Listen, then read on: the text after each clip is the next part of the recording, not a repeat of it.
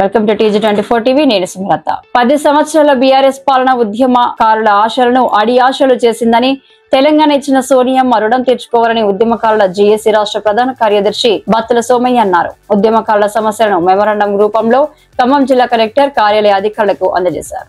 ఈ సందర్భంగా ఆయన మాట్లాడుతూ కాంగ్రెస్ పార్టీ మేనిఫెస్టోలో ఉద్యమకారులకు అమరవీరుల కుటుంబాలకు ఇచ్చిన హామీలు నెరవేర్చుతారని, కాంగ్రెస్ పార్టీని గెలిపించి అధికారం అప్పగించామన్నారు.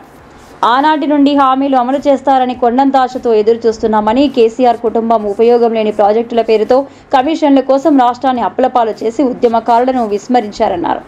మీరు ఆ బాటలోనే నడవద్దని, తక్షణమే ఉద్యమకారులకు ఒక కార్పొరేషన్ ఏర్పాటు చేసి ఉద్యమకారుల డిమాండ్లను నెరవేర్చాలని డిమాండ్ చేశారు. కార్యక్రమంలో ఖమ్మం జిల్లా ఉద్యమకారులు పాల్గొన్నారు.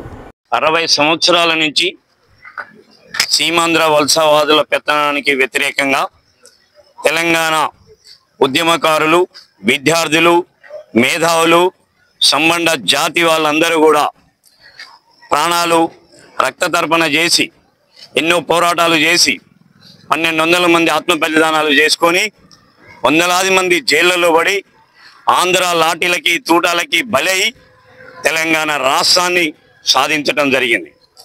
తెలంగాణలో జరుగుతున్నటువంటి మరణాలని ఆపుచేయటం కోసం సోనియమ్మ మానవత్వంతో చెల్లించి తెలంగాణ రాష్ట్రాన్ని ఇవ్వటం జరిగింది. ఆ విధంగా మిగులు బడ్జెట్తో వచ్చినటువంటి తెలంగాణని కేసీఆర్ కుటుంబం మొత్తం సంపదనంతా అన్ని రంగాల్లో ఉన్నటువంటి ఆదాయాన్ని మొత్తం దోచుకొని ఆ కుటుంబం లెక్కలేనంత సంపాదన ఇవాళ సంపాదించిందనే విషయాన్ని భారతదేశానికే కాదు ప్రపంచానికి కూడా తెలుస్తుంది. ఇతర దేశాలలో వాళ్ళు ఏ విధంగా కోటాను కోట్లు దాచిపెట్టిలో ఇప్పుడు వస్తున్నటువంటి వార్తల్ని బట్టి తెలుస్తున్నది తెలంగాణ సమాజానికి.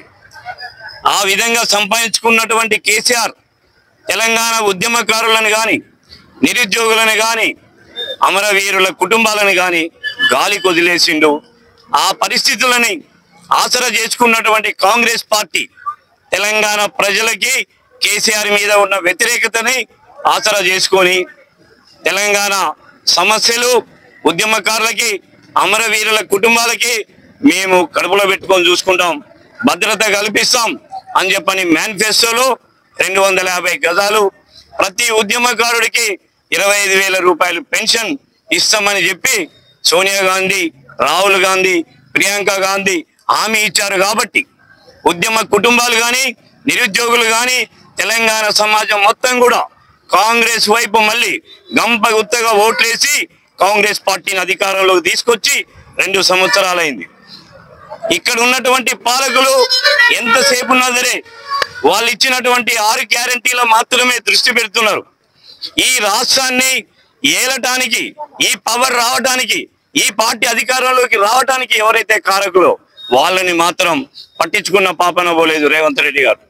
రేవంత్ రెడ్డి గారు ఇవాళ మూసి సుందరీకరణ అని చెప్పి, గ్రీన్ సిటీ అని చెప్పి, రింగ్ రోడ్ అని చెప్పి, అందాల పోటీలని దాదాపు లక్షల కోట్లు, 100ల కోట్లు వాటికి ఆగం చేస్తున్నాడు. కానీ ఆయనకి పవర్ ఇచ్చిన వాళ్ళకి మాత్రం ఏ విధంగా నేను ఆదుకోవాలి అనే మనసు రావట్లేదు. కాంగ్రెస్ పెద్దలారా, మీకు తెలుసు ఈ రాష్ట్రం ఎవరి త్యాగాల వల్ల సిద్ధించిందో, ఎవరి వల్ల మీకు అధికారం వచ్చిందో, ఎవరి వల్ల మీరు ఇవాళ ఈ పాలన చేస్తున్నారో. మీరందరూ కూడా మంత్రులు అయ్యారంటే, మీరందరూ ఎమ్మెల్యేలు అయ్యారంటే, మీరందరూ కూడా కార్పొరేషన్ చైర్మన్లు, ఎమ్మెల్సీలు అయ్యారనంటే ఉద్యమకారుల త్యాగాల వల్ల, అమరవీరులు ఆత్మతర్పణ చేసుకోవడం వల్ల ఇవాళ వాళ్ళ కుటుంబాలు, వాళ్ళ తల్లిదండ్రులు కానీ, ఇవాళ వాళ్ళ భార్యలు కానీ రోడ్డు మీద పడ్డారు. కానీ పాలకులారా, మీరు మర్చిపోతున్నారు. త్యాగాలు చేసి రాష్ట్రాన్ని తీసుకొచ్చినటువంటి వాళ్ళని గాలి కొదిలేయటం అనేది మాత్రం ఇది కరెక్ట్ కాదు, మానవత్వం కాదు. మీరు ఇప్పుడైనా సరే మేలుకోవాలి.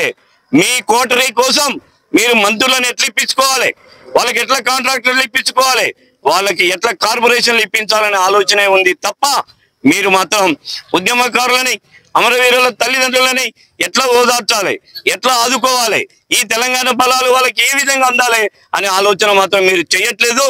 అది మీకు మంచిది కాదు, గవర్నమెంట్కు మంచిది కాదు, తెలంగాణ సమాజానికి కూడా మంచిది కాదు.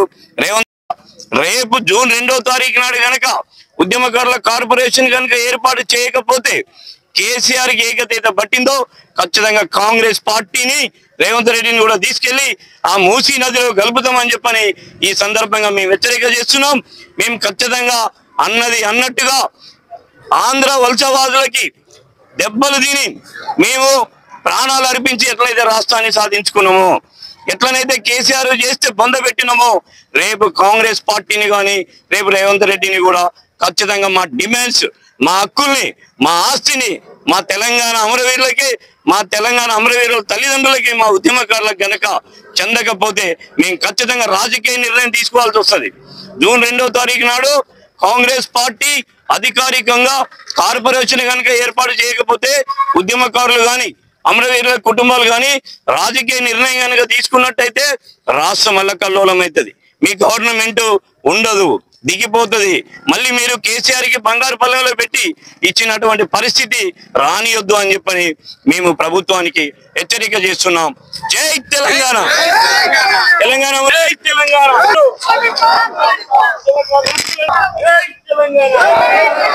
Hi, నేను మీ Satyasri. Please do subscribe TG24 TV.